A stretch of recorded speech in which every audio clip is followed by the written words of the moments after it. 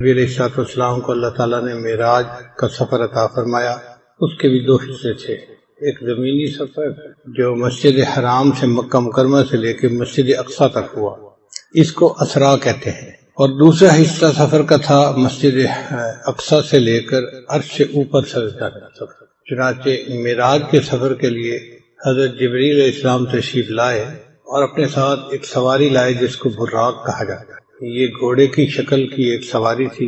اس پر نبی علیہ السلام سوار ہوئے اور مکہ مکرمہ سے مسجد اقصیٰ تک کا سفر چند لمحوں میں کر لیا. راستے میں ایک جگہ نبی علیہ السلام رکے جو مدینہ طیبہ کے قریب ایک وادی تھی پہاڑ کی. وہاں نبی علیہ السلام کو بہت خوشبو آئی تو نبی علیہ السلام نے جبریل علیہ السلام سے پوچھا کہ اے جبریل علیہ السلام یہ خوشبو کیسی ہے؟ انہوں نے عرض کیا اے اللہ کے حبیب صلی اللہ علیہ وسلم جو فرعون کے سر پہ تیل لگانے والی لڑکی تھی، عورت تھی، وہ یہاں پر مدفون ہے اور اس کے دفن ہونے کی وجہ سے پوری جگہ خوشبو سے رچی ہوئی ہے. وہ اللہ کے ہاں کیا مرتبہ رکھتی تھی کہ اس کی وجہ سے پورے علاقے کے اندر خوشبو تھی. وہ ایمان والی تھی نا، اس کے ایمان کی خوشبو نے جگہ کو مہکا رکھا تھا. پھر 2 رکعت نماز نبی علیہ السلام نے ادا کی اور وہاں سے مسجد اقصیٰ تشریف لے گئے. مسجد اقصیٰ میں عجیب منظر تھا.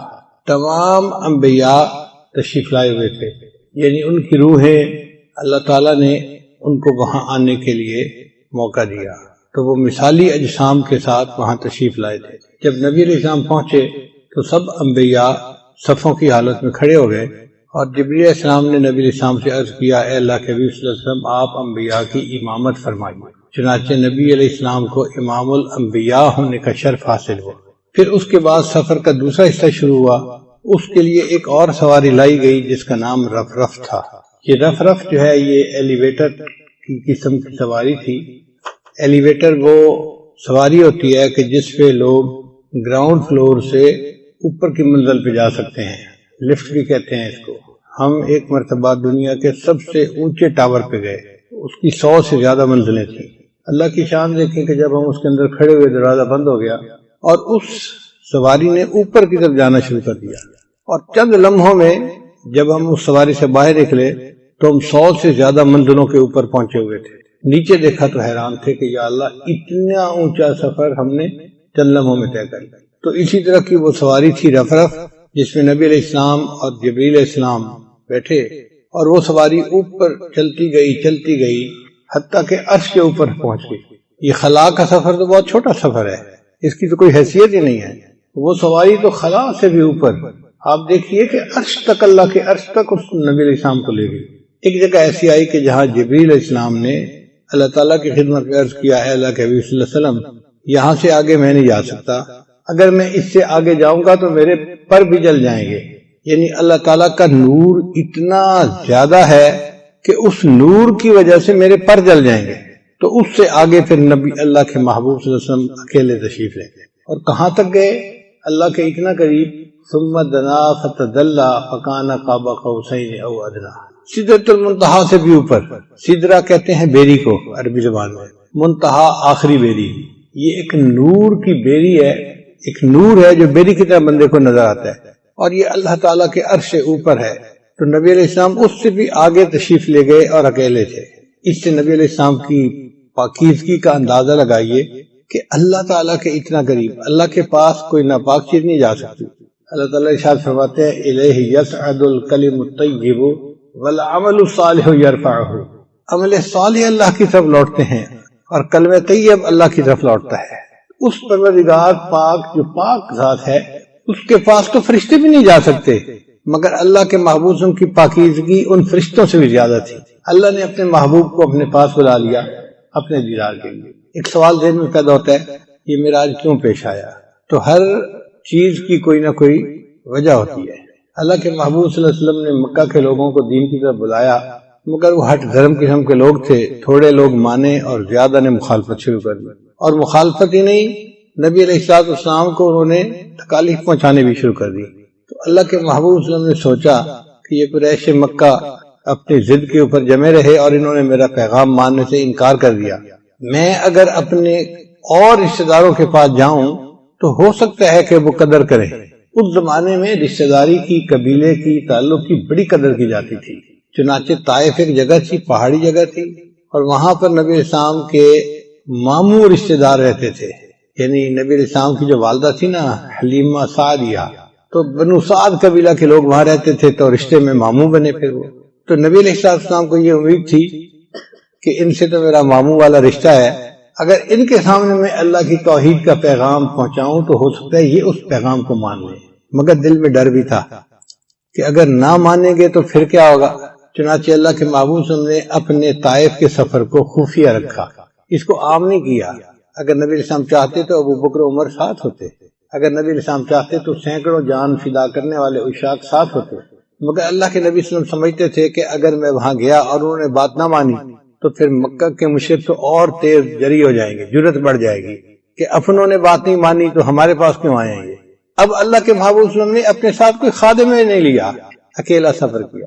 آپ غور کیجئے کہ مکہ مکرمہ کی گرمی 50 ڈگری سینٹی گریڈ کی گرمی ہوتی ہے، اس میں خشک پہاڑوں کا سفر کرتے کرتے اللہ کے محبوب صلی اللہ علیہ وسلم اکیلے طائف پہنچے۔ طائف کا سفر تقریباً 80 کلومیٹر دور بنتا ہے مکہ سے، یعنی ایک موٹا اندازہ لگائے کہ یہاں سے فیصل آباد کا سفر، اب ایک آدمی کو پیدل چل کے سفر کرنا پڑے یہاں سے فیصل آباد تو کتنا وہ تھک جاتا ہے، کتنی بھوک لگتی ہے، کتنی پیاس لگتی ہے۔ اللہ کے محبوب صلی اللہ علیہ وسلم نے یہ سفر اکیلے فرمایا۔ جب وہاں تشریف لے گئے تو وہاں پر 3 بڑے سردار تھے جو طائف میں رہتے تھے۔ ایک کو آپ صلی اللہ علیہ وسلم نے اللہ کا پیغام پہنچایا تو اس نے جواب دے دیا کہ جی نہیں، میں آپ کی بات کو نہیں مانتا۔ پھر دوسرے کے پاس پیغام پہنچایا، اس نے کہا جی کہ میں بھی آپ کی بات کو نہیں مانتا، اور تیسرے نے کہا کہ میں اس بات کو سننا ہی نہیں چاہتا، میں کیوں سنوں۔ یعنی تینوں نے ایک طرح سے انکار کر دیا، لیکن چونکہ رشتہ داری کا ایک تعلق تھا تو اس کا لحاظ کرتے ہوئے انہوں نے یہ کہا کہ جی آپ آئے تو ہیں یہاں، لیکن آپ اس شہر میں رہ نہیں سکتے، آپ یہاں سے فوراً واپس چلے جائیں۔ دوسرے الفاظ میں انہوں نے شہر سے نکلنے کے لیے کہہ دیا۔ اب ایک بندہ جو 80 کلومیٹر کا سفر کر کے آیا ہو اور اس کو بیٹھنے بھی نہ دیا جائے، آرام بھی نہ کرنے دیا جائے، اور کہہ دیا جائے جی کہ آپ واپس جائیں، تو سوچیں کتنی مشقت ہوتی ہے اس کے اوپر۔ پھر یہیں تک نہیں، ان سرداروں نے لڑکوں کو کہہ دیا کہ یہ دیوانہ قسم کا بندہ ہے جو ہمارے بتوں کو برا کہتا ہے، تو اس کو شہر سے باہر نکالو، یعنی لڑکے پیچھے لگا دیے۔ اب وہ لڑکے جو تھے ان کے ہاتھ میں پتھر تھے اور وہ پتھر مارتے تھے نبی علیہ السلام کو۔ اتنے انہوں نے پتھر مارے کہ محبوب صلی اللہ علیہ وسلم کو جو جوتا مبارک تھا نا، نالین مبارک، وہ خون سے بھر گیا تھا۔ اور عربوں میں تو مہمان نوازی مشہور تھی۔ ایک بندہ 80 کلومیٹر کا سفر پیدل طے کر کے آیا ہے، انہوں نے روٹی پانی بھی نہیں پوچھا، اور اسی بھوک کی حالت میں، تھکاوٹ کی حالت میں نبی علیہ السلام کو شہر سے باہر جانا پڑا۔ اور اوپر جو انہوں نے ہیوملٹی کی وہ اس کے علاوہ تھی، اپنی طرف سے تو انہوں نے بے عزت کر کے نکال دیا۔ جب نبی علیہ السلام شہر سے باہر آ کر بیٹھے تو اللہ کے حبیب صلی اللہ علیہ وسلم کا دل بہت مغموم تھا۔ نبی علیہ السلام نے اس وقت ایک دعا مانگی، اللہم الیک اشکو ضعف قوتی وقلت حیلتی وہوانی علی الناس۔ اے اللہ، میں اپنی قوت کی کمزوری کی اور اسباب کی قلت کی اور لوگوں کے سامنے اپنے کمزور ہونے کا شکوہ آپ کے سامنے عرض کرتا ہوں۔ انت ارحم الراحمین، اے اللہ آپ سب رحم کرنے والوں سے زیادہ رحم کرنے والے ہیں۔ الی من تکلنی الی عدو یتجہمنی، اے اللہ آپ مجھے دشمن کے سپرد کرتے ہیں جو میرے اوپر تو شروع ہوتا ہے، غصہ کرتا ہے۔ او الی قریب ملکتہ امری، یا کسی قریب کو کہ اس کے حوالے آپ نے میرے امر کو کر دیا۔ لم تکن غضبان علی فلا ابالی، اے اللہ اگر آپ مجھ سے ناراض نہیں ہیں تو پھر مجھے کس چیز کی پرواہ نہیں ہے۔ ان عافیتوں کا اوسع لی، آپ کی عافیت میرے لیے بہت وسیع ہے۔ اعوذ بنور وجہک الذی اشرقت لہ الظلمات، اے اللہ میں آپ کے چہرے کے اس نور کے طفیل مانگتا ہوں جس سے کہ دنیا کی ظلمتیں ختم ہو گئیں، وصلی علیہ امر الدنیا والآخرہ، اور دنیا اور آخرت کے سب کام اس سے سنور گئے، کہ آپ کا غصہ میرے اوپر ہو یا آپ مجھ سے ناراض ہوں۔ لکل اتبا حتی تردا، اللہ آپ کو اس وقت تک منانا ضروری ہے جب تک کہ آپ راضی نہیں ہو جاتے۔ آپ ذرا اندازہ لگائیے اس دعا کے الفاظ کا کہ محبوب صلی اللہ علیہ وسلم نے کتنی عاجزی کے ساتھ اللہ کے سامنے فریاد عرض کی، لا حول ولا قوت الا بک، اللہ آپ کے سوا کوئی قوت نہیں۔ تو آپ صلی اللہ علیہ وسلم ایک جگہ پر بیٹھے تھکے ہوئے تھے اور بہت مخموم تھے۔ قریب انگوروں کا ایک باغ تھا، ایک آدمی تھا، اس کا نام تھا عداس۔ وہ وہاں مزدوری کرتا تھا مگر آیا ہوا کسی اور علاقے کا تھا. جیسے اس شہر میں بہت سارے لوگ مزدوری کرنے والے ہوتے ہیں، کوئی فیصل آباد سے آتا ہے، کوئی سندھ سے آتا ہے، کوئی بنو سے آتا ہے، کوئی اور شہروں سے آتا ہے، تو وہ دور سے آیا ہوا تھا. اس نے جب دیکھا کہ ایک آدمی ہے جو آئے ہیں اور تھکے ہوئے ہیں اور بیٹھ گئے ہیں، تو اس کو خیال آیا کہ بھئی میں ان کو کچھ کھانا پینا تو دوں. تو اس نے اپنے باغ کے مالک سے پوچھا. تو مہمان نوازی تو ان کی فطرت میں تھی. وہ اگرچہ باغ کا مالک کافر تھا، شیبہ کا اور ان کا باغ تھا، اس نے اجازت دے دی. چنانچہ اداس کچھ انگور لے کے نبی اسلام کی خدمت میں آیا اور اس نے آ کر انگور پیش کیے، پانی دیا. نبی اسلام نے انگور کھائے، پانی پیا تو طبیعت کچھ بحال ہوئی. تو نبی اسلام نے اس سے تعارف پوچھا، بھئی تم کہاں سے ہو؟ اس نے کہا جی میں تو نینوا کا رہنے والا ہوں اور وہاں سے یہاں آیا ہوں اپنی مزدوری کے لیے. تو نبی اسلام نے فرمایا اچھا آپ یونس علیہ السلام کے علاقے کے رہنے والے ہیں؟ وہ نام سن کر حیران ہو گیا کہ جی آپ ان کو کیسے جانتے ہیں؟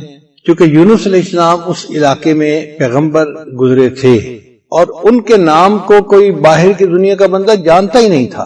تو نبی علیہ السلام کی زبان سے یہ لفظ سن کے وہ بڑا حیران ہوا. تو نبی صاحب نے فرمایا کہ وہ میرے بھائی تھے، وہ بھی اللہ کے نبی تھے اور میں بھی اللہ کا نبی ہوں، اور اللہ ہی نے مجھے اس کا بارے میں بتایا ہے. تو اس کے دل میں نا ایمان کا نور پیدا ہو گیا کہ یہ بندہ جو پیغمبر علیہ السلام کی بات کر رہا ہے یہ بندہ عام بندہ نہیں ہے، یہ واقعی اللہ کا ہے. تو بہرحال پھر اس کے بعد 2 فرشتے آئے. ان فرشتوں نے نبی علیہ السلام کی خدمت میں عرض کیا کہ اللہ کے حبیب صلی اللہ علیہ وسلم اللہ نے ہمیں بھیجا ہے، میں پہاڑوں کا فرشتہ ہوں اور مجھے یہ اللہ نے کہا ہے کہ آپ سے آ کر پوچھوں کہ اگر آپ اجازت دیں تو میں 2 پہاڑوں کو ٹکرا کر یہ پوری جو بستی ہے نا ان کے لوگوں کو ختم کر دیا جائے، نیست و نابود کر دیا جائے. یعنی جن لوگوں نے آپ کی اتنی بے اکرامی کی ہے اب آپ اجازت دے دیجئے، ہم ان کا نام و نشان مٹا دیتے ہیں. 2 پہاڑوں کو ٹکرانا فرشتے کے لیے کون سا مشکل تھا؟ نبی صاحب نے اجازت نہیں دی. یہ دعا کی کہ یا اللہ میری قوم کی مغفرت فرما فإنہم لا یعلمون، وہ مجھے جانتے نہیں ہیں، ان کو حقیقت کا احساس نہیں کہ کون ہوں میں اور ان کے پاس اللہ کا پیغام لے کے آیا ہوں.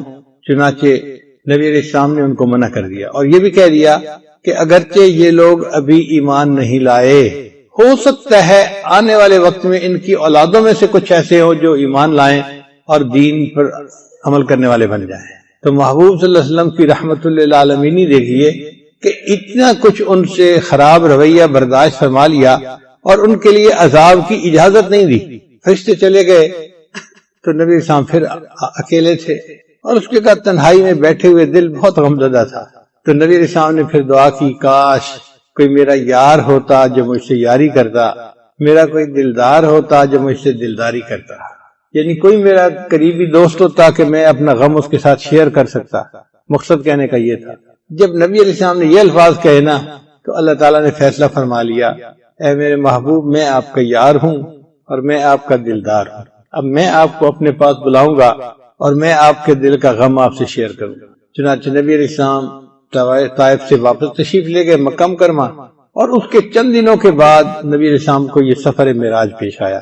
تو گویا من تواضع للہ رفعہ اللہ، جو تواضع اختیار کرتا ہے اللہ اس کو بلندی عطا فرماتا ہے. میرے آقا صلی اللہ علیہ وسلم نے اللہ کے سامنے کتنی تواضع اختیار کی، کیسی پیاری دعا مانگی اور مٹ کے الفاظ کہے. اس کے نتیجے میں اللہ نے آپ صلی اللہ علیہ وسلم کو معراج پر بلا لیا. چنانچہ جبریل السلام آئے، براق لے کر آئے. تو نبی علیہ السلام اس وقت گھر میں آرام کر رہے تھے. تو جبریل السلام نے آ کر نبی علیہ السلام کے قدموں کو بوسہ دیا، پاؤں کے تلوے جو ہوتے ہیں نا ان کو بوسہ دیا. آ کے ایسے نہیں جگایا جیسے ایک لڑکا دوسرے لڑکے کو ہاتھ سے ہلا کے جگاتا ہے، ادب کے خلاف. انہوں نے آ کے نبی علیہ السلام کے پاؤں کا جو نیچے کا حصہ ہے نا اس کو بوسے دی. تو نبی علیہ السلام کی آنکھ کھل گئی. پوچھا کون؟ میں آپ کا خادم جبرائیل، اللہ نے آپ کو یاد فرمایا ہے. تو نبی علیہ السلام اس گھر سے چل کر حرم میں آئے، یعنی جہاں مسجد جس کو مسجد حرام کہتے ہیں، جہاں بیت اللہ ہے، اس مسجد میں آپ تشریف لائے. وہاں آ کے آپ نے وضو فرمایا اور نماز ادا فرمائی. اس دوران اللہ نے فرشتوں کو بھیجا جنہوں نے محبوب صلی اللہ علیہ وسلم کے سینے انور کو زمزم سے دھویا.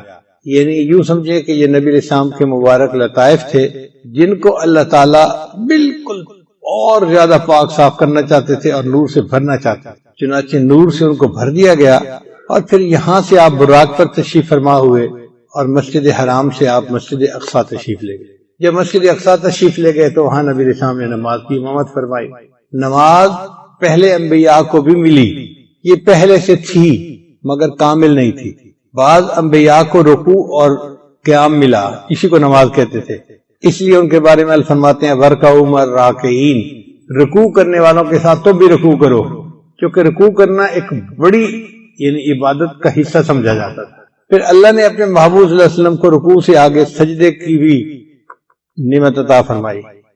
اس وقت تک اتحیات نہیں تھی نماز میں، یوں سمجھیں کہ سجدہ کر کے سلام پھیر دیتے تھے، یہ نماز تھی اس وقت۔ تو نبی علیہ السلام نے امامت فرمائی، سب انبیاء نے ان کے پیچھے نماز پڑھی اور نبی علیہ السلام معراج پر تشریف لے گئے۔ پھر آپ نے رف رف پر سواری کی اور رف رف سواری جو تھی وہ آپ کو لے کر آسمانوں کی طرف گئی، سیدھا اوپر کی طرف گئی، ایسے مقام پر گئی کہ ایک جگہ پر جا کر جبریل السلام بھی اس سواری سے اتر گئے کہ اللہ کے حبیب صلی اللہ علیہ وسلم میں سے آگے نہیں جا سکتا ورنہ میرے پر نور کی شدت کی وجہ سے جل جائیں گے۔ پھر اس سے اللہ کے نبی صلی اللہ علیہ وسلم آگے اکیلے تشریف لے گئے۔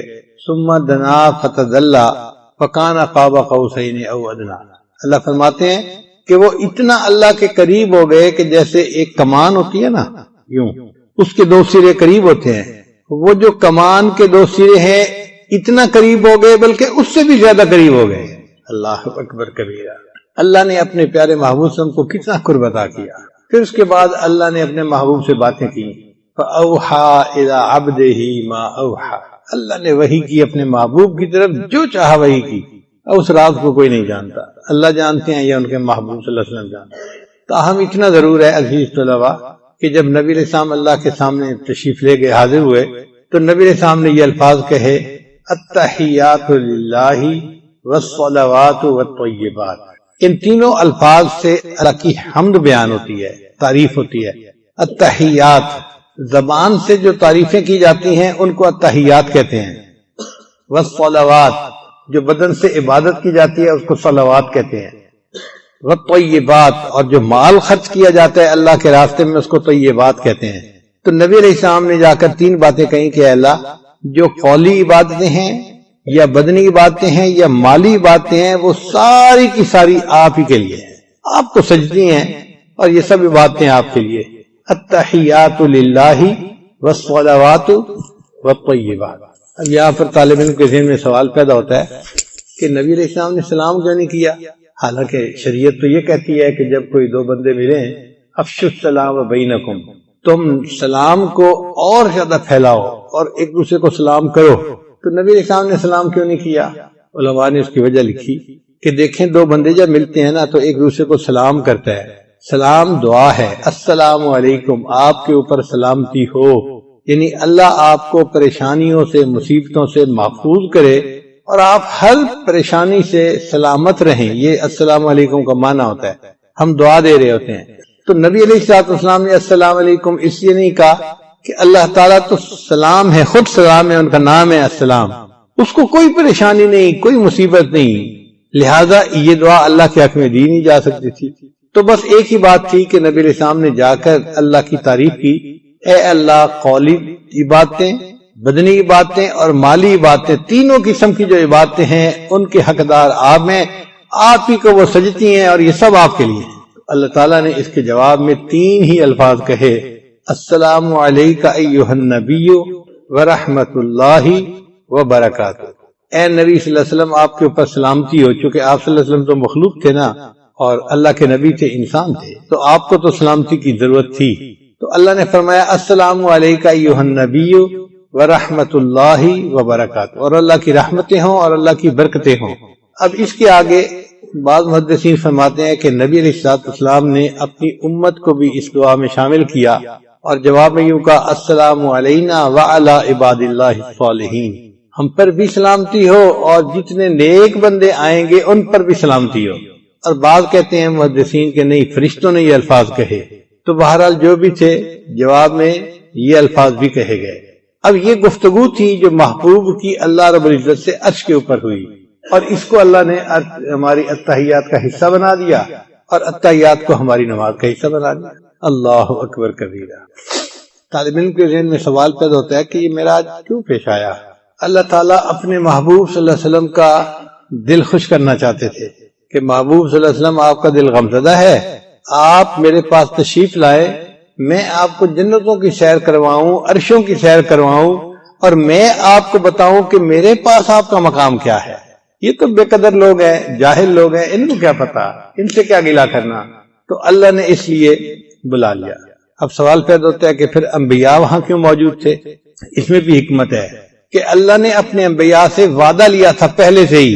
قرآن مجید میں اللہ فرماتے ہیں آل عمران سورت میں وَإِذْ أَخَذَ اللَّهُ مِيثَاقَ النَّبِيِّينَ، اور یاد کرو اس وقت کو جب اللہ نے انبیاء سے میثاق لیا، وعدہ لیا، لَوَا آتَيْتُكُم مِّن كِتَابٍ وَحِكْمَةٍ، اے میرے انبیاء اگر میں تمہیں کتاب اور حکمت عطا کروں، ثُمَّ جَاءَكُمُ الرَّسُولُ، اور پھر تمہارے پاس رسول آئیں، مُصَدِّقًا لِّمَا مَعَكُمْ، اور وہ تصدیق کریں جو تمہارے پاس ہے، لَتُؤْمِنُنَّ بِهِ وَلَتَنصُرُنَّ، تو تم ان کے اوپر ایمان لے آنا اور ان کی مدد کرنا۔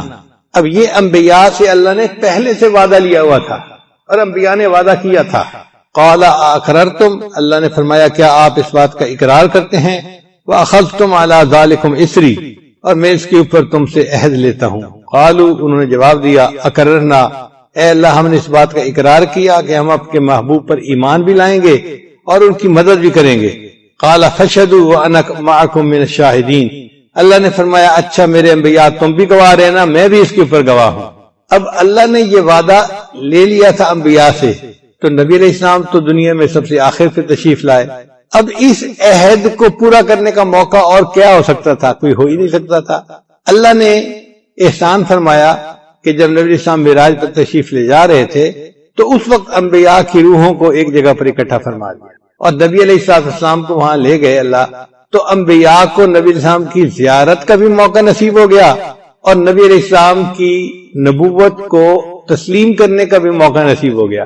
چنانچہ انہوں نے نبی علیہ السلام کے پیچھے نماز ادا کی۔ تو اللہ کے محبوب صلی اللہ علیہ وسلم کی جو بلندی مرتبت ہے وہ ظاہر ہوئی اس سے کہ آپ صرف نبی نہیں تھے بلکہ امام الانبیاء تھے، انبیاء کے بھی امام تھے، اور نبی الانبیاء بھی تھے، یعنی انبیاء کے بھی آپ نبی تھے۔ انبیاء سے اللہ نے وعدہ لیا تھا آپ کی نبوت کو ماننے کا، تو آپ نبی الانبیاء تھے۔ عزیز طلباء، ایک مثال پہ ذرا غور کرنا۔ کوئی بندہ مجھے ملتا ہے نا راستے میں، ناواقف ہوتا ہے یا انجان ہوتا ہے، کہتا ہے جی میں آپ سے ملنا چاہتا ہوں۔ میں کہتا ہوں بھائی فلان جگہ پر گھر ہے، مسجد ہے، آپ آ جانا، میں آپ سے ملاقات کر لوں گا۔ تو میں اس کو بلا لیتا ہوں کہ آپ آ جانا، میں آپ سے ملاقات کروں گا۔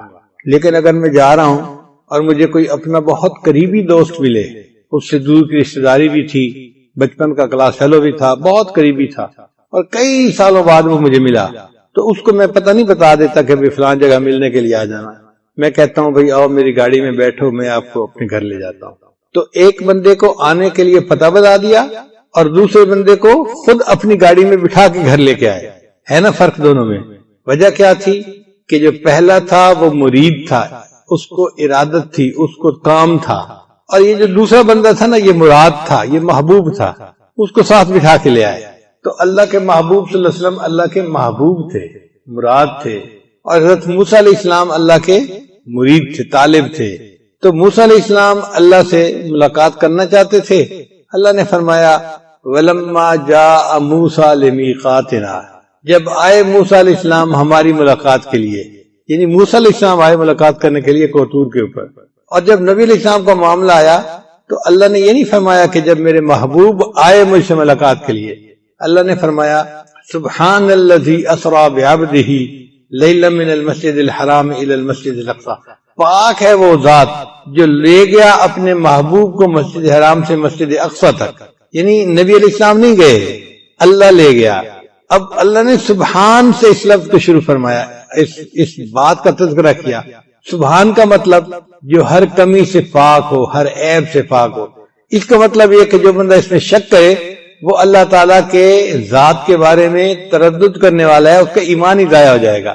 تو جب اللہ کہتے ہیں کہ اللہ لے گیا، اللہ پاک ہے ہر عیب سے، اب کوئی یہ نہیں کہہ سکتا جی یہ چیز تو ممکن ہی نہیں تھی۔ بھئی بندوں کے لیے ناممکن تھی، اللہ کے لیے ناممکن نہیں تھی، اللہ جو چاہے وہ کر سکتے ہیں۔ تو پاک ہے وہ ذات جو لے گئی اپنے محبوب کو اپنے مسجد حرام سے مسجد اقصی تک۔ اسی طرح حضرت موسیٰ علیہ السلام نے اللہ سے دعا مانگی تھی رب اشرح لی صدری، اے اللہ میرے سینے کو شرح عطا فرما دیجئے، کھول دیجئے، شرح صدر عطا فرما دیجئے۔ تو گویا موسیٰ علیہ السلام کو ایک نعمت کی طلب تھی، انہوں نے اللہ سے دعا مانگی، اور اللہ نے اپنے محبوب کو بھی شرح صدر والی نعمت عطا فرمائی، مگر یہ نہیں کہا کہ میرے محبوب نے مجھ سے مانگا تھا۔ اللہ فرماتے ہیں الم نشرح لک صدرک، اے میرے محبوب کیا ہم نے آپ کو شرح صدر نہیں عطا فرما دیا؟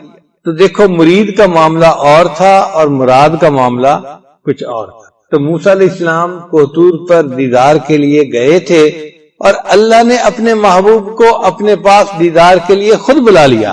چنانچہ کچھ لوگ ایسے بھی ہیں کہ جو کہتے ہیں جی کہ نبی علیہ السلام کو جسمانی معراج نصیب نہیں ہوا، روحانی معراج تھا۔ علماء اہل سنت والجماعت اس بات کا یقین رکھتے ہیں کہ محبوب صلی اللہ علیہ وسلم کو اللہ نے جسمانی معراج عطا فرمایا، بھئی روحانی معراج عطا ہونا تھا اور ایک تجلی پڑھنی تھی تو پھر عرش پر بلانے کی کیا ضرورت تھی؟ جیسے اللہ نے موسیٰ علیہ السلام کے لیے کوہ طور پر تجلی ڈال دی تھی تو اللہ اپنے محبوب کے لیے جبل نور پہ بھی تجلی ڈال سکتے تھے۔ جبل نور کو کوہ طور بنا دینا کون سا مشکل تھا اللہ کے لیے؟ تو پھر عرش پہ لے جانے کا کیا مسئلہ، اس کی کیا ضرورت تھی؟ عرش پر جو اللہ لے گئے یہ چیز ثابت کر رہی ہے کہ یہ جسمانی معراج تھا۔ دنیا میں معراج کیوں نہیں اللہ نے دے دیا؟ اب اس کی وجہ سمجھیے کہ اللہ تعالیٰ کا دیدار دنیا میں ممکن ہی نہیں ہے، دنیا کے اندر اتنی صلاحیت ہی نہیں ہے کہ یہ اللہ تعالیٰ کی اس تجلی کو برداشت کر سکے۔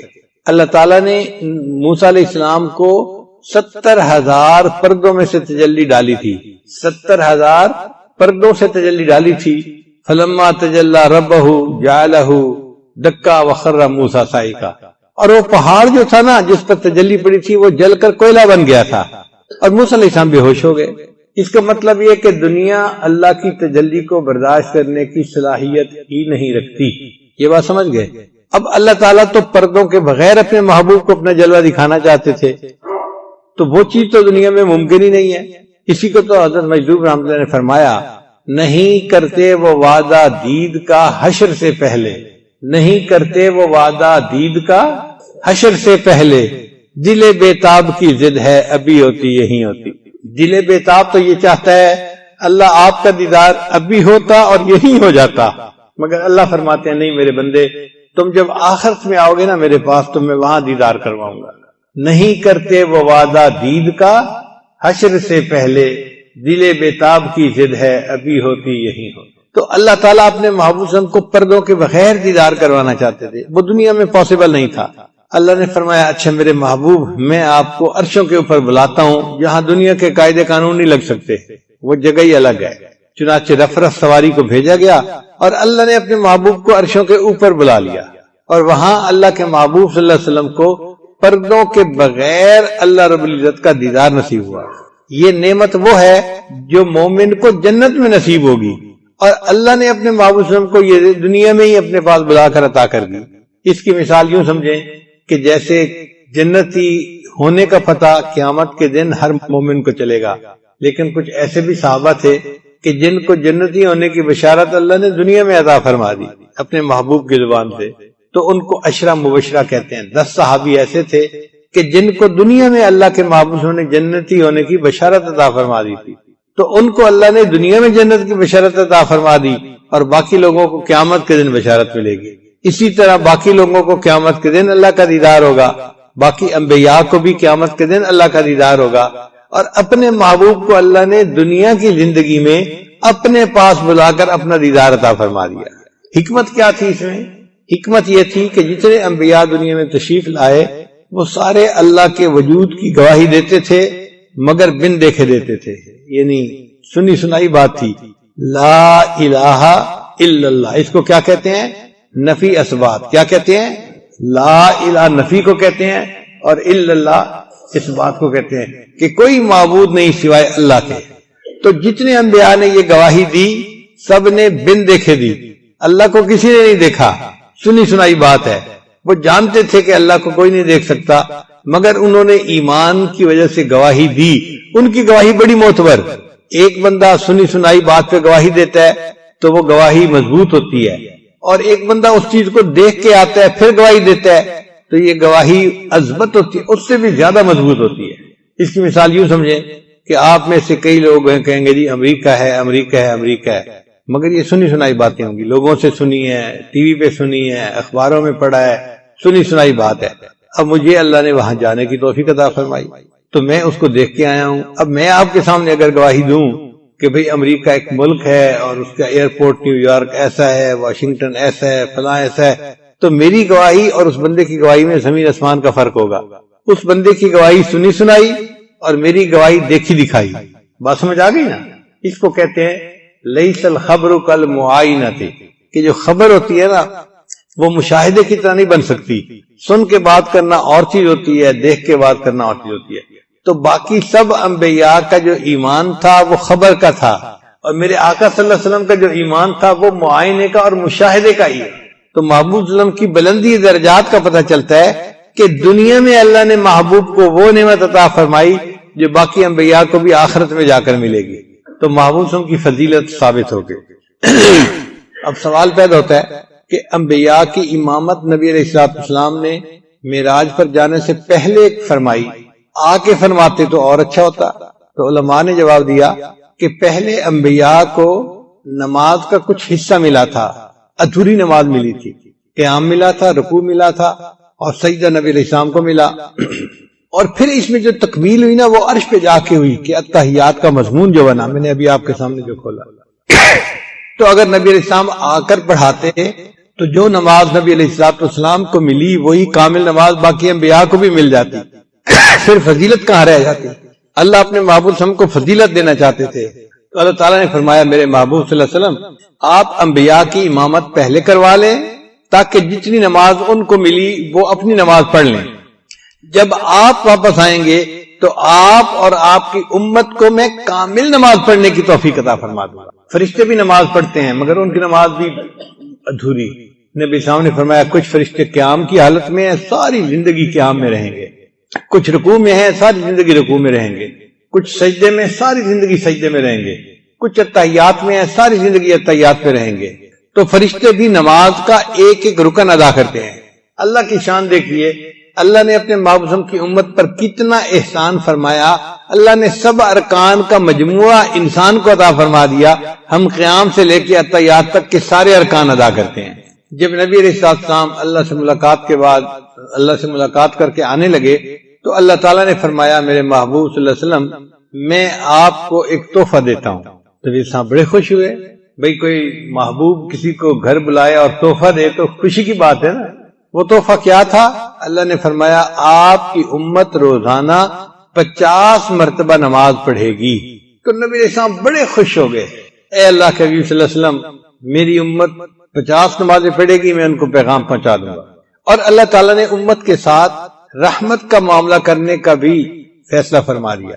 شاعر کہتا ہے جو یاد مصطفیٰ سے دل کو بہلایا نہیں کرتے حقیقت میں وہ لطف زندگی پایا نہیں کرتے. جو یاد مصطفیٰ سے دل کو بہلایا نہیں کرتے حقیقت میں وہ لطف زندگی پایا نہیں کرتے. محمد عرش پر پہنچے تو خود خالق نے فرمایا یہ اپنا گھر ہے اپنے گھر میں شرمایا نہیں کرتے. گناہ گاروں کو ہم بخشیں گے تم سے وعدہ کرتے ہیں. گناہ گاروں کو ہم بخشیں گے تم سے وعدہ کرتے ہیں. محمد ہم کبھی جھوٹی قسم کھایا نہیں کرتے. اللہ نے فرمایا میرے محبوب صلی اللہ علیہ وسلم ہم کبھی جھوٹی قسم نہیں کھاتے، اور میں قسم اٹھا کر کہتا ہوں کہ آپ کی امت کے گناہ گاروں کی میں بخشش کر دوں گا. تو نبی علیہ السلام بہت خوش ہوئے اور پھر واپس تشریف لے آئے. جب واپس تشریف لے آئے تو ایک آسمان پر حضرت موسیٰ علیہ السلام انتظار میں بیٹھے ہوئے تھے. ملاقات ہوئی تو موسیٰ علیہ السلام نے پوچھا اے اللہ کے حبیب صلی اللہ علیہ وسلم اللہ نے آپ کو کوئی تحفہ دیا؟ تو نبی صلی اللہ علیہ وسلم نے بتایا کہ میری امت کو 50 نمازیں ملی. انہوں نے عرض کیا اے اللہ کے حبیب صلی اللہ علیہ وسلم میری امت پر صرف 2 نمازیں فرض تھیں. موسیٰ علیہ السلام کے زمانے میں 2 نمازیں فرض تھیں اور میرے امتیوں پر یہ 2 نمازیں پڑھنا بھی مشکل تھا. 50 نمازیں تو بہت زیادہ ہیں. آپ اللہ کی بارگاہ میں جا کر عرض کریں کہ اللہ تعالیٰ ان میں تخفیف کر دیں، ہلکا کر دیں، ڈسکاؤنٹ دے دیں. چنانچہ نبی علیہ السلام واپس اللہ تعالیٰ کی طرف رجوع کر کے گئے.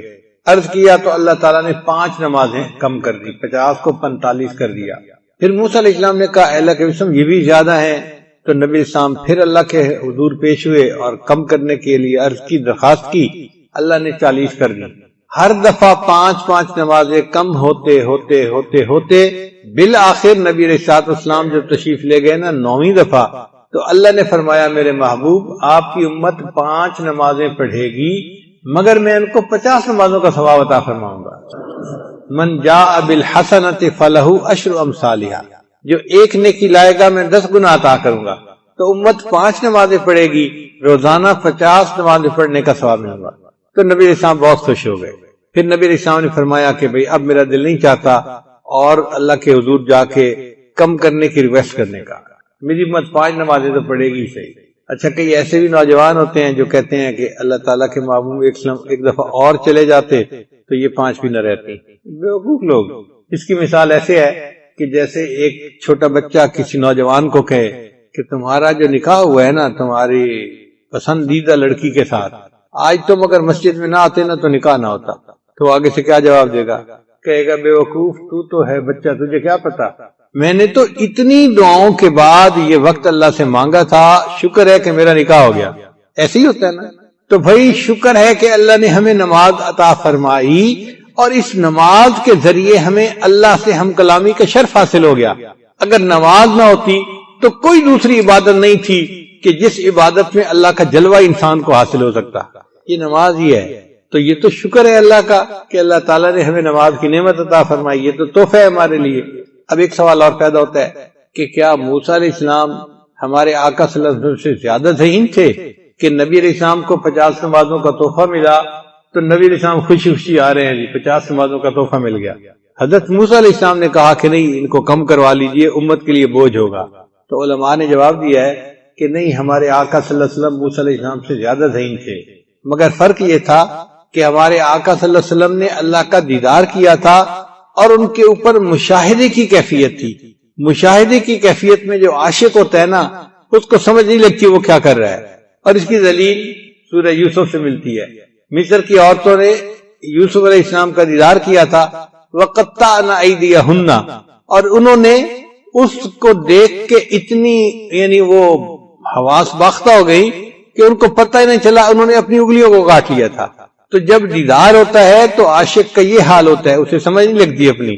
تو محبوب صلی اللہ علیہ وسلم نے تو دیدار اللہ کا کیا تھا، اس مشاہدے کی کیفیت تھی نبی علیہ السلام کے اوپر، اس میں اگر بالفرض اللہ تعالیٰ 500 نمازوں کا تحفہ دیتے تو نبی علیہ السلام اس پر بھی ہاں کر دیتے۔ 50 نمازیں تو کوئی بات ہی نہیں تھی۔ موسیٰ علیہ السلام اس مشاہدے کی کیفیت میں نہیں تھے۔ جب انہوں نے سنا 50 نمازیں تو انہوں نے کہا اے اللہ کے حبیب اس کو کم کروا لیجئے۔ چنانچہ اللہ تعالیٰ نے کم کرتے کرتے 5 رکھیں، باقی معاف کر دیں۔ اب ایک سوال اور پیدا ہوتا ہے کہ اللہ تعالیٰ نے اگر 5 رکھنی تھی باقی معاف کرنی تھی تو پھر ایک ہی دفعہ 45 معاف کر کے 5 رکھ لیتے، ختم مسئلہ۔ یہ تو عجیب سی بات ہے کہ ہر دفعہ 5 کرتے کرتے 45 معاف کر دی، 5 رہ گئے۔ تو علماء نے لکھا اس میں بھی حکمت ہے۔ کیا حکمت ہے؟ اگر اللہ کے حبیب ایک دفعہ اوپر تشریف لے جاتے اور 50 5 بن جاتی، باقی معاف ہو جاتی، تو اعتراض کرنے والے اعتراض کرتے کہ جی اللہ نے ان کو ایک دفعہ اوپر عروج عطا کیا، بس وہ 1 ٹائم تھا۔ اللہ نے فرمایا نہیں، یہ 1 ٹائم عروج نہیں ہے، جتنی بار میرے محبوب چاہیں گے اتنی بار یہ میرے پاس اوپر آ سکیں گے، یہ ایک دفعہ کی بات نہیں ہے۔ چنانچہ نبی علیہ السلام نے 100 مرتبہ اوپر جانے کا، 9 دفعہ اوپر جانے کا ارادہ کیا، اور آپ صلی اللہ علیہ وسلم کو 9 مرتبہ یہ معراج حاصل ہوا۔ ہر دفعہ 5 کرتے کرتے بالآخر 5 رہ گئیں، 45 معاف ہو گئے۔ اب ایک سوال اور پیدا ہوتا ہے کہ نبی علیہ السلام نے مسجد اقصی میں تو 1,24,000 انبیاء کی امامت فرمائی، تو ان میں حضرت موسیٰ علیہ السلام ہی کیوں راستے میں انتظار میں تھے؟ حضرت آدم علیہ السلام ہوتے، حضرت ابراہیم علیہ السلام ہوتے، کوئی اور پیغمبر ہوتے، موسیٰ علیہ السلام ہی کیوں بیٹھے ہوئے تھے؟ علماء نے اس کا بھی جواب دیا۔ علماء نے کہا کہ وجہ یہ تھی کہ موسیٰ علیہ السلام اللہ کے ہم کلامی کرتے تھے، اور جب ہم کلامی کی جاتی ہے نا تو پھر بندے کا ملاقات کو دل چاہتا ہے، اس لیے موسیٰ علیہ السلام نے اللہ کو عرض کیا تھا رب ارنی انظر الیک، اے اللہ میں آپ کو دیکھنا چاہتا ہوں۔ اللہ نے فرما دیا لن ترانی، تو مجھے دنیا میں نہیں دیکھ سکتا۔ ایک شاعر نے شعر کہا لازم نہیں کہ سب کو ملے ایک سا جواب، لازم نہیں کہ سب کو ملے ایک سا جواب، آؤ نہ ہم بھی سیر کریں کوہ طور کی۔ کہ موسیٰ علیہ السلام کو اللہ نے جواب دے دیا تھا نہیں دیکھ سکتے، تو لازم نہیں کہ سب کو ایک سا جواب ملے، آؤ ہم بھی سیر کرتے ہیں، ہو سکتا ہے کہ ہمیں ہاں میں جواب مل جائے۔ مگر وہ شاعر بیچارہ راز سے واقف نہیں تھا. اگر واقف ہوتا تو وہ یوں کہتا لازم یہی ہے سب کو ملے ایک سا جواب، جاؤ اور تم بھی سیر کرو کوہتور کی. جتنی مرتبہ کوہتور چلے جاؤ دنیا میں رہتے ہوئے اللہ کا دیدار کر ہی نہیں سکتے، سب کو ایک جیسا جواب ملے گا. تو حضرت موسیٰ علیہ السلام کو اللہ تعالیٰ نے دیدار سے انکار فرما دیا، مگر موسیٰ علیہ السلام کے دل میں تڑپ تو تھی نا اللہ کو دیکھنے کی، چاہت تو تھی، عاشق تو تھے نا. اب جب موسیٰ علیہ السلام کو پتہ چلا کہ اللہ نے اپنے محبوب صلی اللہ علیہ وسلم کو اپنے پاس عرش پہ بلایا ہے اور محبوب کو اللہ اپنا دیدار کروائیں گے، تو موسیٰ علیہ السلام نے سوچا میں تو اللہ کا دیدار نہ کر سکا، چلو میں عرش پہ جا کے راستے میں آسمان پہ بیٹھ جاتا ہوں، جب نبی علیہ السلام اللہ کا دیدار کر کے آئیں گے تو میں ان کا سب سے پہلے دیدار کروں گا. میں دیدار نہیں کر سکا تو جو کر کے آ رہے ہیں میں ان کا ہی دیدار سب سے پہلے کر لوں گا. یہ ایسے ہی ہے کہ ہمارے حضرت رحمۃ اللہ فرمایا کرتے تھے کہ شروع میں حج کا مجھے بڑا شوق ہوتا تھا، لیکن وسائل نہیں تھے تو میں حج پہ جا نہیں سکتا تھا. اب وہ جو حج کا جذبہ تھا نا وہ مجھے چین سے بیٹھنے نہیں دیتا تھا. تو حضرت فرماتے ہیں کہ پھر میں کیا کرتا تھا کہ جو لوگ حج کر کے آتے تھے نا میں جا کے ان کو دیکھا کرتا تھا، ان سے ملا کرتا تھا، اور دل میں کہا کرتا تھا اللہ میں تو حج پہ نہیں جا سکا، جو حج کر کے تیرا گھر دیکھ کے آئے ہیں میں ان کو تو دیکھ سکتا ہوں، میں ان کو دیکھ رہا ہوں. تو جس طرح ہمارے حضرت حج کر کے آنے والوں کو دیکھ کے دل کی حسرت مٹا لیتے تھے، حضرت موسیٰ علیہ السلام نے بھی یہی کیا. اللہ مجھے تو آپ نے انکار فرما دیا تھا، نہیں دیکھ سکتے، اب اپنے محبوب کو دیدار کے لیے بلایا ہے، جو آپ کا دیدار کر کے آئیں گے میں کم از کم ان کا تو دیدار کر لوں گا. اس لیے حضرت موسیٰ علیہ السلام راستے میں بیٹھے اور انہوں نے نبی علیہ السلام کا انتظار کیا. اس پورے سفر میں جانے اور آنے میں نبی علیہ السلام کو چند لمحے لگے، ٹائم زیادہ نہیں لگا. حدیث پاک میں آتا ہے کہ نبی علیہ السلام نے جو وضو فرمایا تھا نا تو وضو کا پانی ابھی چل رہا تھا جب آپ واپس تشریف لے آئے. جس بستر پہ آپ صلی اللہ علیہ وسلم آرام فرما رہے تھے وہ بستر ابھی گرم تھا جب آپ واپس تشریف لے آئے. اس کا مطلب ہے چند لمحوں کا مسئلہ تھا، یعنی چند لمحوں میں اللہ کے نبی صلی اللہ علیہ وسلم تشریف لے بھی گئے عرشوں کے اوپر اور پھر واپس بھی تشریف لائے اور ٹائم ہی نہیں لگا. اب ٹائم نہیں لگا تو اس کا کیا مسئلہ ہے؟ اس کا مسئلہ بھی ذرا سمجھ لیجئے. دیہاتی علاقوں میں مرد جو ہوتے ہیں نا وہ کھیتوں کے اندر کام کرتے ہیں، ہل چلاتے ہیں، اور صبح سویرے وہ نکلتے ہیں اذانوں کے وقت، اور ہل چلاتے چلاتے جب صبح کے 10 بجتے ہیں نا تو دھوپ بھی ہو جاتی ہے، اس وقت ان کو بھوک لگتی ہے اور ان کو کھانے کی ضرورت پیش آتی ہے. تو ان کی بیویاں ان کے لیے صبح کا ناشتہ لے کے کھیت میں جاتی ہیں. وہ تو پہلے سے انتظار میں ہوتے ہیں کہ کب بیوی آئے گی اور میرے لیے روٹی بھی ہوگی اور لسی بھی ہوگی، اور ان کو شدت سے پیاس لگی ہوتی ہے، پسینہ آیا ہوتا ہے. تو جیسے ہی وہ ہل چلاتے چلاتے بیوی پہ نظر پڑتی ہے نا تو وہ ہل وہیں روک کے ایک طرف بیٹھ جاتے ہیں، پہلے ناشتہ کرتے ہیں بعد میں کام کرتے ہیں. یہ بات سمجھ آ گئی؟ اس کو پنجابی میں ایک شاعر نے یوں کہا، پیا لونگ دا لشکارا تے حالیاں نے ہل روک لے. لونگ کہتے ہیں وہ عورتیں جو یہ ناک کے اندر کوکا سا ڈالتی ہیں سونے کا، کہ جب لونگ کا لشکارا پڑتا ہے نا تو حالی جو ہے وہ اپنا ہل روک لیتے ہیں، کام بند کر دیتے ہیں کہ محبوب آ گئی، اب مجھے کام روکنا ہے اور پہلے ناشتہ کرنا ہے بعد میں کام کروں گا.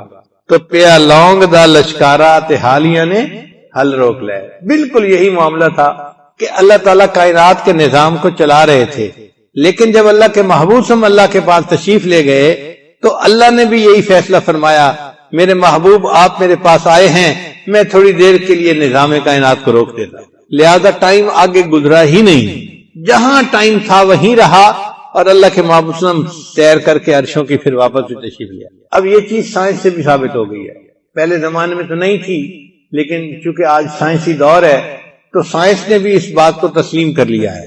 میں تھوڑی دیر کے لیے سائنس پڑھے لوگوں کے ساتھ گفتگو کروں گا تاکہ وہ ذرا اس بات کو عقلی طور پہ بھی سمجھ لیں. ایک سائنسدان گزرا ہے، اس کا نام تھا آئنسٹائن. اس نے تھیوری آف ریلیٹیوٹی پیش کی، اور اس تھیوری آف ریلیٹیوٹی میں اس نے ایک نظریہ پیش کیا ٹائم ڈائلیشن کا، کہ ٹائم جو ہے نا یہ لمبا بھی ہو جاتا ہے، ٹائم ڈائلیٹ بھی کر جاتا ہے. اس میں اس نے ایک ایکویشن لکھی، T = T0 بٹا 1 - v²/c²√. اب ہر طالب علم تو نہیں سمجھے گا، لیکن جو سمجھتے ہیں کم از کم وہ تو سمجھے نا. تو یہ اس نے ایکویشن پیش کی. اسی ایکویشن سے ثابت ہوتا ہے کہ c جو ہے یہ ہے ویلاسٹی آف لائٹ، جو روشنی کی ویلاسٹی ہے. 1,86,000 میل فی سیکنڈ، یعنی ایک سیکنڈ میں روشنی اتنا لمبا سفر کر لیتی ہے۔ اللہ اکبر کبیرہ۔ اگر فریم آف ریفرنس کی سپیڈ اس سے کم ہوگی تو وی چھوٹا اور نیچے سی بڑا، اس کا مطلب ہے کہ وی بٹا سی جو ہے نا وہ ایک سے چھوٹا بن جائے گا۔ تو ایک سے چھوٹے کا مطلب یہ کہ 1 مائنس چھوٹا ایک سے، تو جواب پازیٹو آ جائے گا۔ تو نتیجہ یہ نکلا کہ اگر فریم آف ریفرنس کی سپیڈ ویلوسٹی آف لائٹ سے کم ہے تو پھر مستقبل آتا رہتا ہے، یعنی ٹائم آگے بڑھتا رہتا ہے، پازیٹو جواب آ گیا۔ اور اگر وی اور سی برابر ہو جائیں تو وی بٹا سی برابر 1 ہو گیا، تو 1 نفی 1 کتنا بنا؟ 0۔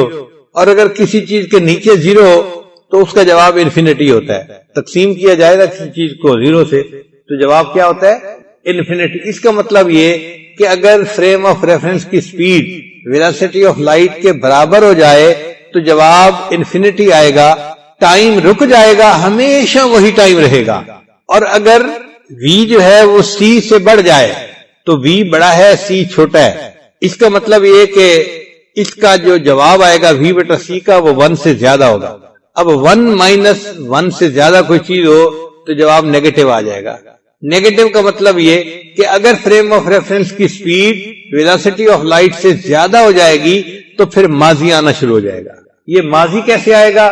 آپ دیکھتے ہیں کرکٹ کے جو ہے نا جب گیم ہو رہی ہوتی ہے تو ایک لڑکا شاٹ کھیلتا ہے اور بڑی اچھی شاٹ ہوتی ہے، تو اس شاٹ کو پھر ٹی وی والے ری پلے کر کے دکھا دیتے ہیں، آپ دوبارہ پھر اسی شاٹ کو کھیلتے ہوئے دیکھتے ہیں، وہ تو کھیل چکا مگر انہوں نے اس کو ری پلے کر کے دکھا دیا۔ تو اگر ویلوسٹی آف لائٹ سے فریم آف ریفرنس کی سپیڈ زیادہ ہو جائے تو انسان کی زندگی میں مستقبل کی بجائے ماضی آنا شروع ہو جائے گا، یعنی جو وہ اعمال کر چکا ہے وہ سارے ری پلے ہونا شروع ہو جائیں گے۔ یہی قیامت کے دن ہوگا کہ اللہ تعالیٰ بعض لوگوں کو اپنے سامنے کھڑا کریں گے اور ان کی زندگی کے کچھ لمحات کو، کچھ واقعات کو، کچھ گناہوں کو ری پلے کر کے دکھائیں گے، میرے بندے دیکھ تو نے یہ کیا۔ وہ اپنی آنکھوں سے دیکھے گا کہ ہاں میں یہ کر رہا تھا اور اللہ مجھے دکھا رہے ہیں۔ اس کا مطلب یہ کہ ٹائم میں مستقبل بھی آ سکتا ہے اور حال بھی رہ سکتا ہے اور ماضی بھی آ سکتا ہے۔ اگر سائنس اس چیز کو ثابت کر رہی ہے تو ہوا کیا تھا، جب اللہ نے اپنے محبوب کو معراج کے لیے بلایا تو اس وقت جو فریم آف ریفرنس کی سپیڈ تھی اللہ نے اس کو سپیڈ آف لائٹ کے برابر کر دیا، تو ٹائم اپنی جگہ پر رک گیا۔ چنانچہ نبی علیہ السلام گئے، اللہ سے ملاقات کر کے، عرشوں کی جنت کی سیر کر کے جب واپس آئے تو ٹائم جہاں رکا تھا وہیں کا وہیں موجود تھا۔ تو یہ چیز آج سائنس بھی ثابت کرتی ہے۔ چنانچہ عقل پرست لوگ بھی آج معراج کا انکار نہیں کر سکتے۔ اب ایک سوال اور پیدا ہوتا ہے کہ اللہ نے جو 5 نمازیں امت کے اوپر رکھی اس میں کیا حکمت تھی؟ تو علماء نے جواب دیا کہ 5 بنیادی نعمتیں ہیں جو اللہ نے ہر انسان کو عطا کی ہوئی ہیں: روٹی، کپڑا، مکان، بیوی اور سواری۔ یہ کتنی نعمتیں بنی؟ 5 نعمتیں: روٹی، کپڑا، مکان، بیوی اور سواری۔ اور قرآن مجید میں اللہ تعالیٰ بنی اسرائیل والوں کو فرماتے ہیں وَجَعَلَكُمْ مُلُوكًا، اے بنی اسرائیل والوں ہم نے تو تمہیں بادشاہ بنایا۔ تو مفسرین نے لکھا ہے جس بندے کو 5 نعمتیں مل جائیں وہ بادشاہوں جیسی زندگی گزارتا ہے۔ روٹی، کپڑا، مکان، بیوی اور سواری، جس بندے کو یہ 5 نعمتیں مل جائیں اس کی زندگی شاہانہ زندگی ہوتی ہے۔ اور یہ نعمتیں آج کے دور میں تو اکثر لوگوں کو حاصل ہیں۔ ہر بندے کو اللہ نے روٹی دی، کپڑا دیا، مکان دیا، بیوی دی اور سواری بھی دی۔ یہ الگ بات کہ کسی کو گاڑی ملی، کسی کو موٹر سائیکل ملا، سواری تو ملی ہے نا۔ پہلے زمانے میں کسی کو اونٹ ملتا تھا، کسی کو گھوڑا، کسی کو گدھا، سواری کہلاتی تھی۔ آج کے دور میں بھی سواری ملی ہے، کون سی؟ گاڑی کی ہو یا سائیکل موٹر کی ہو، سواری تو اللہ نے دی ہوئی ہے نا۔ تو جس بندے کو یہ 5 نعمتیں مل جائیں اللہ نے اپنی ساری نعمتیں گویا اس کو عطا فرما دی، وہ خوش نصیب انسان ہے، وہ بادشاہوں کی زندگی گزارنے والا بندہ ہے۔ تو اللہ نے 5 نمازیں اس لیے فرض کی، میرے بندو تم 5 نمازیں پڑھو گے تو گویا یہ جو زندگی کی 5 بنیادی نعمتیں ہیں تم ان کا شکر ادا کرنے والے بن جاؤ گے، میں تمہیں اپنے شکر گزار بندوں میں شامل کر لوں گا۔ بعض علماء نے کہا کہ نہیں، انسان کی زندگی میں 5 حواس ہیں جن کو حواس خمسہ کہتے ہیں، ان کی مدد سے ہم زندگی گزارتے ہیں۔ یہ 5 حواس کون سے ہیں؟ دیکھنا، سننا، چکھنا، چھونا اور سونگنا، 5 حواس ہیں. ہم ان حواس سے کسی بھی چیز کے بارے میں معلوم کر سکتے ہیں کہ یہ کیسی ہے. تو یہ 5 حواس اللہ نے ہر انسان کو عطا فرمائے جن کی وجہ سے زندگی اچھی گزرتی ہے. آپ بتائیں اگر کسی کو آنکھیں نہ ملیں تو زندگی کا کوئی مزہ رہ جاتا ہے؟ یا کسی بندے کو سننے کی نعمت نہ ملے تو زندگی کا کیا مزہ؟ یا کسی بندے کو سونگنے کی نعمت نہ ملے تو زندگی کا کیا مزہ؟ یا کسی بندے کو ذائقہ ہی نہیں ہے، جو کھا رہا ہے سب ایک جیسی چیز ہے، تو زندگی کا کیا مزہ؟ تو زندگی کا مزہ ان 5 حواس کے ساتھ آتا ہے. بات سمجھ آ گئی؟ اللہ نے فرمایا میرے بندو جو 5 نمازیں ادا کرے گا وہ گویا ان تمام حواس کی نعمتوں کا شکر ادا کرنے والا ہے، میں اس کو اپنے شکر گزار بندوں میں شامل کر لوں. بعض علماء نے ایک جواب اور دیا، وہ کہتے ہیں کہ 5 مصیبتیں ایسی ہیں جن میں سے ہر بندے کو گزرنا پڑے گا: موت، قبر، حشر، میزان اور پل صراط. ان مراحل میں سے ہر بندے کو گزرنا پڑے گا. کوئی ایسا نہیں کہ جو کہے کہ نہیں مجھے فلاں مرحلے میں سے نہیں گزرنا پڑے گا. بات سمجھ گئے نا؟ موت، قبر، حشر، میزان اور پل صراط. اللہ نے 5 نمازیں فرض فرمائیں. میرے بندو اگر تم 5 نمازیں پابندی سے پڑھو گے میں تمہیں ان 5 مراحل میں آسانی کے ساتھ پار کر دوں گا. اس لیے اللہ نے 5 نمازیں فرض فرمائی. اب ایک سوال اور پیدا ہوتا ہے کہ نماز میں رکعتیں ہیں 2، 3 اور 4، تو 2، 3 اور 4 رکعتیں کیوں ہیں؟ علماء نے جواب دیا اللہ نے فرشتوں کو پیدا کیا، اولی اجنحۃ مثنی و ثلاث و رباع. اللہ نے ان فرشتوں کے پر بنائے 2، 3 اور 4.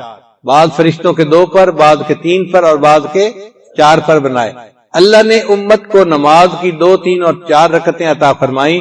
میرے بندو فرشتے پرواز کرتے ہیں تو وہ عرشوں تک پہنچ جاتے ہیں.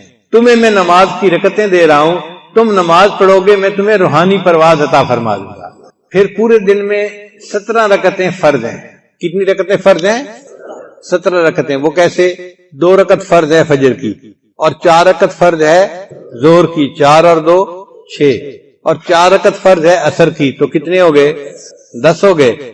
اور 3 رکعت فرض ہے مغرب کی، تو 10 اور 3، اور عشاء کی پھر 4 رکعت، تو کتنی ہو گئی؟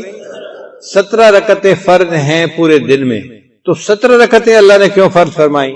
علماء نے جواب دیا کہ اللہ تعالیٰ نے معراج کی رات اپنے محبوب کو 17 چیزوں کی سیر کروائی تھی. 7 جہنم کے حصے تھے، لہا 7 ابواب، قرآن مجید میں ہے کہ جہنم کے 7 دروازے ہوں گے، ہر حصے کا الگ دروازہ ہوگا، ہر سٹوری کا الگ دروازہ ہوگا. تو جہنم کے کتنے حصے ہوئے؟ 7. اور اللہ نے جنتیں 8 بنائی ہیں. جنت کے دروازے کتنے ہیں؟ 8 ہیں، جہنم سے زیادہ. اس لیے کہ جس طرف زیادہ جانا ہو لوگوں نے وہاں کا دروازہ بڑا اور زیادہ رکھوایا جاتے ہیں. اللہ کا ارادہ یہی تھا، میں نے اپنے زیادہ بندوں کو جہنم میں نہیں ڈالنا، زیادہ بندوں کو کہاں بھیجنا ہے. تو اللہ نے جنتیں کتنی بنائی؟ 8 بنائی. اور جہنم کے درجے کتنے بنائے؟ یعنی شروع سے اللہ کا ارادہ رحمت کا تھا کہ میں نے اپنے بندوں کو زیادہ ادھر بھیجنا ہے، تو اللہ نے 8 جنتیں بنائی اور جہنم کے دروازے 7 بنائے. تو 8 اور 7 کتنے ہو گئے؟ 15. اور ایک عرش اور ایک کرسی، تو کتنے بن گئے؟ اللہ نے اپنے محبوب کو معراج کی رات 17 چیزوں کی سیر عطا فرمائی اور مومنوں کو اللہ نے 17 رکعتیں عطا فرمائی. میرے بندو اگر تم 17 رکعتیں ادا کرو گے تو میں اس کے بدلے تمہیں روحانی معراج عطا فرما دوں گا. اپنے محبوب کو تو جسمانی معراج عطا کیا تھا، تمہیں کیا عطا کروں گا؟ روحانی معراج عطا کروں گا. اس لیے یہ نماز جو ہے نا، الصلاۃ معراج المومن، نماز مومن کی معراج ہے. اور التحیات جو ہم پڑھتے ہیں نا، یہ امت محمدیہ کے لیے اللہ تعالیٰ کی طرف سے خصوصی انعام ہے. اس لیے اللہ کے نبی صلی اللہ علیہ وسلم فرمایا کرتے تھے قرۃ عینی فی الصلاۃ، میری آنکھوں کی ٹھنڈک نماز میں ہے. یعنی نماز پڑھنے سے میری آنکھیں ٹھنڈی ہو جاتی ہیں، میرا دل خوش ہو جاتا ہے. اور جب اذان کا وقت ہوتا تھا تو نبی صلی اللہ علیہ وسلم فرماتے تھے ارحنی یا بلال، بلال اذان دے اور میری آنکھوں کو ٹھنڈک پہنچا دے. تو جو بندہ نماز کو پابندی کے ساتھ خشوع اور خضوع سے پڑھتا ہے اس کو گویا ایک دن میں 5 مرتبہ روحانی طور پر اللہ کا دیدار نصیب ہوتا ہے.